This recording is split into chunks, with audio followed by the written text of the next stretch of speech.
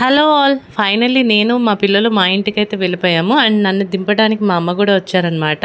So, మా అమ్మ చూడండి మా చిన్నదాన్ని ఎలా ఎక్కిస్తుందో. అండ్ ఈ ఫ్లవర్ డెకరేషన్ మొత్తం అంతా మా సిస్టర్ ఇన్ లా చేసింది. రైట్ సైడ్ గ్రీన్ డ్రెస్ ఉంది కదా! తనే మా సిస్టర్ ఇన్ లా అనమాట. అండ్ నేను ఎత్తుకుందొచ్చి నా sister in law daughter and నా మేనకోడలనమాట.